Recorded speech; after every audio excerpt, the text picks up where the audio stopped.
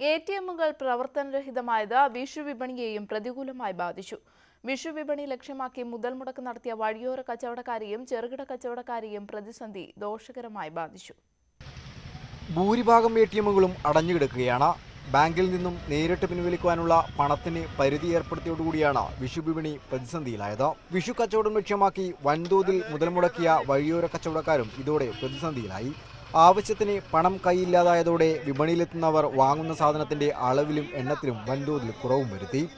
ഇപ്പോൾ 4-5 ദിവസമായി തുടങ്ങിയിട്ട്. അപ്പോൾ കമ്പയർ ചെയ്യുമ്പോൾ കഴിഞ്ഞ വർഷത്തെ കമ്പയർ ചെയ്യുമ്പോൾ ഈ വർഷം നന്നേ ആൾ കുറവാണ്. അതുപോലെ തന്നെ ഒന്നാമത് ATMൻ്റെ പ്രശ്നമാണ്. എല്ലാവരും വന്നിട്ട് പൈസേൻ്റെ പ്രശ്നം കാണിക്കുന്നത്. അതുപോലെ തന്നെ കഴിഞ്ഞ വർഷത്തെ കമ്പയർ ചെയ്യുമ്പോൾ ഇപ്പോൾ തീരെ ആൾക്കാരും ഇല്ല, തീരെ റഷും ഇല്ല. അല്ലെങ്കിൽ ഈ സമയത്തേക്ക് ഏകദേശം നമ്മുടെ സാധനമൊക്കെ തീരേണ്ടതാണ്. ഇപ്രാവശ്യം പൈസ ഇല്ലാത്തതുകൊണ്ട് കച്ചവടം കുറവ്. ഞങ്ങൾ പിന്നെ ഓണവും വിഷുവായിട്ടും ശരിയായിട്ട് വിൽക്കുന്നതാണ്. ഈ സമയത്ത് മാത്രമേ വരത്തുള്ളൂ. പൈസ തീരെ കുറവാണ്. ആൾക്കാർ വിലപേശലും.